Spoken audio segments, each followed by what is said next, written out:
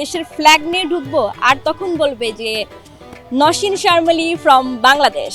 বিশ্বমঞ্চে লাল সবুজের পতাকাকে অনন্য উচ্চতায় নিয়ে গিয়ে বাংলাদেশের মুখকে উজ্জ্বল করে চলেছেন বহুমুখী প্রতিভার অধিকারী এক বিস্ময় কন্যা। সমতল থেকে সমুদ্রপৃষ্ঠের বহু হাজার ফুট উঁচুতে, যেখানে বাতাসের প্রতিটি নিঃশ্বাসে অক্সিজেনের তীব্র অভাব, পদে পদে খাড়া পাহাড়ি ভাঙা পথ আর ভারসাম্য হারানোর ভয়, সেই পথগুলোকেই নিজের খেলার মঞ্চ বানিয়ে নিয়েছেন তিনি। সাধারণ রোড রান দিয়ে শুরু করলেও এখন তাকে সবচেয়ে বেশি টানে পাহাড়ের অ্যাডভেঞ্চার ও কঠিন ট্রেইল রান। আন্তর্জাতিক ট্রেল ও হাই অল্টিটিউড দৌড়ে একের পর এক সাফল্য অর্জন করে চলেছেন তিনি। মোহাম্মদ সাজ্জাদ হোসেন সাজুর ক্যামেরায় নসীন শারমিলি সূচির রোমাঞ্চকর সেই অভিজ্ঞতা জানাচ্ছেন বাংলাদেশ প্রতিদিনের প্রতিবেদক আজহারুল ইসলাম। নানা লড়াই সংগ্রাম এবং প্রতিকূল পরিস্থিতিকে উপেক্ষা করে সমতল থেকে পাহাড় সব জায়গাতেই ভূমিকা রেখেছেন বাংলাদেশের নারীরা। দেশের গণ্ডি পেরিয়ে আন্তর্জাতিক সীমানায় সব জায়গাতে বাংলাদেশের নারীদের অবস্থান এখন দৃঢ়।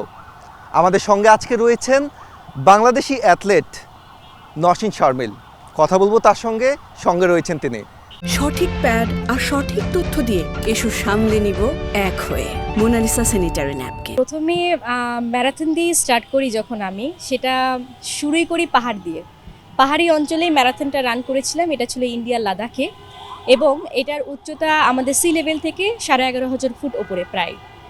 এবং ওখান থেকেই শুরু হলো পাহাড়ের ট্রেল করার এই যাত্রাটা এবং পাহাড়ের ম্যারাথন রান থেকে আস্তে আস্তে আমি উঁচু থেকে উঁচু, যেটাকে বলা হয় হাই অল্টিটিউড রেসগুলোতে পার্টিসিপেট শুরু করে দিলাম। এবং আপনি যেহেতু বলেছেন যে প্রতিবন্ধকতাটা কি, তাহলে বলে নেই যে প্রতিবন্ধকতাটা হচ্ছে যে আমি সি লেভেলে পারফর্ম করে আমি যাই হচ্ছে যে হাই অল্টিটিউডে পারফর্ম করতে। আমি সি লেভেলে ট্রেনিং করছি আর পারফর্ম করছি হচ্ছে হাই অল্টিটিউডে।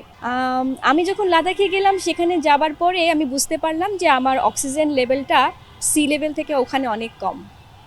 এবং ওখানে যখন আমি পারফর্ম করলাম, করার পরে ঠিক ইটসেলফ একটা নিজের চোখে সম্মান তৈরি হয়ে গেল নিজেকে নিয়ে, যে আমি যদি সমতলে রান করতে তো পারছি, আবার লেস দেন 50% যেখানে অক্সিজেন সাপ্লাই, সেখানে আমি ম্যারাথন শেষ করেছি, তাহলে নিজের এন্ডুরেন্সটাকে আরেকটু চেক করি। এইভাবে করে করে ছোট ছোট করে করে আস্তে আস্তে এই পাহাড়ের উপরে ওঠা এবং ডে বাই ডে নিজেকে চ্যালেঞ্জ করেই যাচ্ছি। এখন পর্যন্ত যদি বলা হয়, রোডে দৌড়েছি 60 কিলোমিটার প্লাস, কিন্তু পাহাড়ে দৌড়েছি 56 কিলোমিটার এবং সর্বোচ্চ উচ্চতায় উঠেছিলাম 3600 মিটার হবে। এবং যেটার এলিভেশন, আরেকটি রেসে এলিভেশন ছিল প্রায় 4200 মিটার প্লাস হবে। আমার লাস্ট যে রেসটা ছিল গত বছরের লাস্ট রেসটা ছিল হচ্ছে যে এশিয়া মেজর রেস, এটাকে বলা হয় হোকা চিয়াংমাই। ট্রেলের মধ্যে খুব প্রসিদ্ধ একটা ইউটিএমবি রেস। তো ওই রেসটাতে যখন আমি যাই করার জন্য, তো আমার তখন আর খুব বেশি ডিস্টেন্স বাকি নেই আর কি।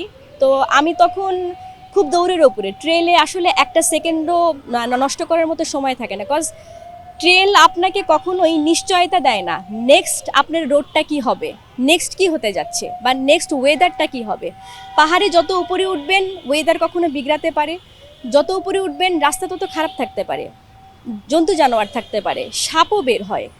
তো সেই যে সময়টাতে হয় কি, যে শেষের দিকে আসতে নিয়ে যখন দেখলাম যে এত চড়াই উতরে শেষ করে আসবার পরে আমি ফাইনালি যেটা অ্যাচিভ করতে চেয়েছিলাম, যে আমার লম্বা জার্নি চলে 6 মাস 7 মাস ধরে একটা জার্নি, বা বছরখানিকও চলছে।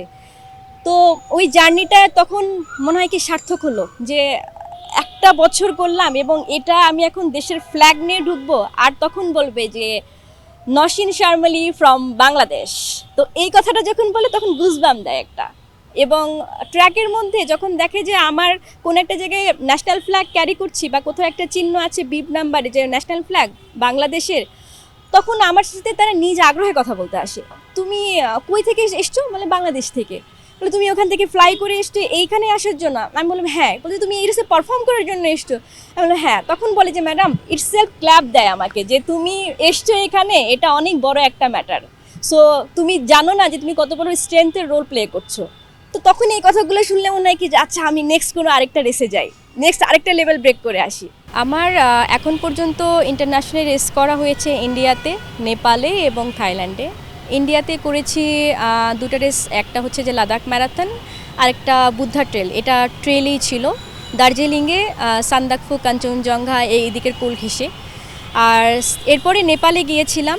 নেপালে গিয়ে রিসেন্টলি মঞ্জুশ্রী ট্রেল নামে একটা রেস আছে, সেটাতে কোর্স ফিনিশার হয়েছে অ্যাকচুয়ালি। তো কোর্স ফিনিশিং এটা করতে আমার অ্যারাউন্ড 25 ঘন্টা 22 মিনিট লেগে গেছে।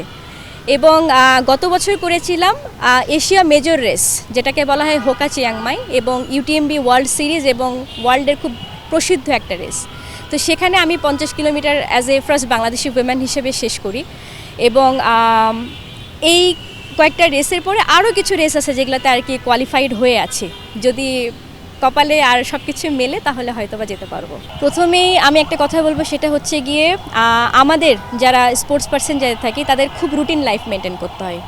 ঘুমাতে হবে একটা সার্টেন টাইমের মধ্যে, আমাদের 7 থেকে 8 ঘন্টা ঘুম, এটা একটা রিকভারি বলি যেটাকে। খাদ্য অভ্যাস, আমাদের কিছু বেসিক জিনিস থাকে যে জিনিসগুলো একই খাবারই, বাংলাদেশে সবাই যে খাবারগুলো খাচ্ছে ওই খাবারই, জাস্ট একটু ডিফারেন্ট করে রেঁধে সেই নিউট্রিশন বা আপনার যে ধরনের খাবারগুলো থাকে সারা বছর ওইটা মেনটেন করে আমরা চলি আর কি। এবং থার্ড হলো গিয়ে স্ট্রেংথ ট্রেনিং করা। স্ট্রেংথ ট্রেনিং কজ আমাদের যত বয়স হচ্ছে তত আমাদের মাসেল লস হচ্ছে, সেটাকে ধরে রাখতে হলে স্ট্রেংথ ট্রেনিংয়ের কোনো বিকল্প নেই। সো খাদ্যাভ্যাস প্লাস হচ্ছে গিয়ে আমাদের টাইমলি ঘুমানো, অনেকগুলো পানি খেতে হবে। আর থার্ড হলো গিয়ে এই আপনার স্ট্রেংথ ট্রেনিংটা, যে এই জিনিসগুলোর মাধ্যমে আমরা ফিটনেসটা মেনটেন করি বেসিক্যালি।